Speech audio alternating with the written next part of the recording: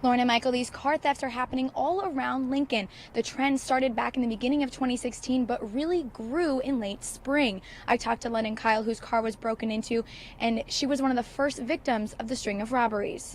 Bailey and Michael, in the area since June, there has been 4 shootings, a stabbing, and the Belmont Church was set on fire twice. Violence is becoming a problem, and the Lincoln Police Department are making this neighborhood a priority.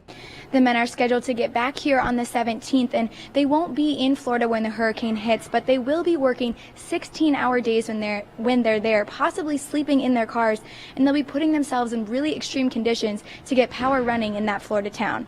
Now, my colleague Bailey Hurley got an exclusive interview today with the former UNL student who is in the path of Hurricane Matthew right now. She has details for us on the evacuation. Bailey. One of the main holdups is that the Board of Historic Preservation doesn't want any of the decade-old stones to be removed in the new plan. That's right, Tom. Paul Tenhaken, Tracy Kuipers, and Natasha Kremkes are Sioux Falls' very own Spartan athletes. Their 4th teammate is Paul's younger brother, Matt, from Michigan. In November, the team got the call that they had been chosen for the Ultimate Team Challenge. The building behind me here, in the area behind me, and then the building to my right are all going to be part of this 15-story hotel. The new space will also have some retail area and condominiums. Dostal says make sure to always check the Lincoln Roads website to check for any road closures or road construction, just for future reference. Also, make sure when you're traveling on O Street to keep an eye out for all the traffic that will be happening. Reporting live on O Street, I'm Carly Jensen. Back to you guys. Carly? Tom, the city of Sioux Falls says the first step to redeveloping the land is finding a new home for the railway system that's already in place. BNSF has started this effort by Great Bear Park, creating 2 siding tracks along their main line on Rice Street. For cowboys around the country, competing at the Sioux Falls Premier Rodeo will be their last chance to qualify for the National Finals Rodeo in Las Vegas. Dwayne and Bailey were at the Douglas County GOP watch party, and the excitement is huge. Everyone can't wait to see if Trump wins. Right now, he's still up, and people are really happy about it. They're also waiting to see how Bacon comes out with Ashford. Bacon is going to be here soon, and we'll have more details coming up. One of the only B-17s left in the world is paying a visit to Sioux Falls as part of the air show this weekend. It will be featured with over 70 other aircraft. KDLT's Carly Jensen got to take a ride in the World War II bomber and learn a little bit more about its history. Built at Long Beach, California in 1944, this B-17 bomber has seen more than most people living right now. It's a true World War II iconic aircraft people recognize. It really symbolizes the military men and women that served during World War II. So for us, it's a huge deal to have something like this here. Big in many ways in size, but just emotionally, it's a great thing for us to have here. This B-17 is one of only 10 left in the world. Airshow Vice Chair Rick Tupper says it's fitting for the B-17 to be featured at the Sioux Falls Air Show. During World War II, the U.S. Army Air Corps had a base here in Sioux Falls, and they flew B-17s out of here. So we thought it was a great connection to bring one back. This B-17 was used in the Philippines for air-sea rescue, mapping, and intelligence. Although the aircraft didn't see any combat action, that's exactly what it was built for. Well, they called it the Flying Fortress because of the 13 .50 caliber machine guns. Anyone in Sioux Falls can come ride in one of these B-17 bombers, and World War II veterans are encouraged to come and ride for free. I've never seen anyone with a scowl on their face when they come off. Multiple World War II veterans have left notes in the Bombay area after their rides. One of those signatures was extra special to flight engineer Larry Pedersen. I was in it in Rochester, Minnesota like 3 years ago, and a lady come up with her walker. She began to question Pedersen about the aircraft and then even wanted to climb inside. She says, "Where was it built?" I told her Long Beach. "And when was it built?" I said, 1944. And she says, "I helped build this airplane." Like the woman, Pedersen feels a connection to the plane after looking after it for the past 13 years, and more to come. Carly Jensen, KDLT News, Sioux Falls. Welcome back to Star City News. I'm Carly Jensen with the latest in entertainment. Sierra and Russell Wilson are wasting no time adding on to their family. The newlyweds are expecting their first bundle of joy. And while everyone's talking about the upcoming election, Eminem is rapping about it. The artist released a track dissing Trump and basically anyone who supports him. Consider me a dangerous man, but you should be afraid of this dang candidate. This is pretty much all we can share from the song because it's a bit, let's just say, not PG.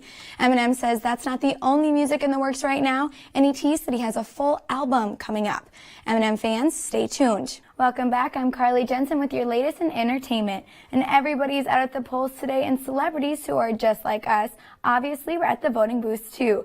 Yes, the stars even get that cute little I voted sticker, and they just love showing them off. Eva Longoria, Lionel Richie, and Mario Lopez are teaching us how to model the sticker.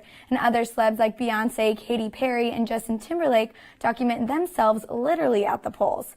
Just getting their fans out to vote is the mission for Gaga, Miss Kendall Jenner, and Rob Lowe. Many other celebrities are pushing the Go Vote message, and two celebrities who strongly want you to vote are our candidates. Hillary Clinton and Donald Trump themselves both have already voted and now wait to see the country's decision. In case you missed it, the CMAs were last night and everyone was there, even Beyonce. Yes, Beyonce. Queen Bee performed her song Daddy Lessons with the Dixie Chicks, but Bee didn't steal the show. Carrie Underwood not only changed 12 times last night, but she also won the Female Vocalist of the Year. Dolly Parton was another fan favorite last night. She won the Willie Nelson Lifetime Achievement Award. The fact that all these young women and all these young stars say that I've inspired them, it makes me feel real good. It makes me feel like I might have done something right along the way. But the night wasn't all about the women. Garth Brooks took home the night's top honor, Entertainer of the Year, and he couldn't be more deserving. Good evening, I'm Carly Jensen. And I'm Michael Snow. President-elect Donald Trump met with President Barack Obama today for over an hour and a half. They had a productive conversation as Obama said he will support Trump, and Trump said he looks forward to working with Obama when his presidency begins. There are some new faces in the Nebraska legislature. With no political experience, Susan Geist won District 25. Republican Mike Hilgers will now represent District 21. Democrats that beat incumbent senators are Carol Blood for District 3 and Lynn Walls for District 15. More newcomers are Republicans Johnny Albrecht in District 17 and Tom Brewer for District 43. Also in the 2nd Congressional District race, Don Bacon edged Brad Ashford in a very close race. And the U.S. Army Corps of Engineers denied the Dakota Access Pipeline permit, halting the construction in North Dakota. Sioux Tribe leader and the governor of North Dakota have asked the protesters to now leave the camp. Earlier today, I spoke with Cole Miller, a former Star City News reporter who now works at KOIN 6 in Portland. He is at the front lines in North Dakota. Miller told me that despite the camp closing and the blizzard conditions, protesters are not packing up. Instead, they are holding their ground in fear that once Trump takes office, that their fight may continue. Miller says he has not seen any force used to remove them. The local sheriff's office here, though, now is saying that they're pulling law enforcement officers back from the line. So the line now is just Jersey barriers, other roadblocks, and some wiring that's been put up. But there will be no protesters or otherwise forcibly removed from the site, at least right now. And a 25-year-old woman is in custody after stabbing a 21-year-old. Police were called to the 4th and F Street area on reports of gunshots early Monday morning, where they found 21-year-old victim stabbed 10 times in the back and torso. The attacker, identified as 25-year-old Tara Paulson, was arrested on suspicion of second-degree assault and using a weapon to commit a felony. The victim's injuries are non-life-threatening, and authorities are not releasing her name. A construction worker is still in the hospital after being pinned under a 20-ton wall at a job site. This is the second major construction accident in Sioux Falls this summer, and it's raising questions about safety.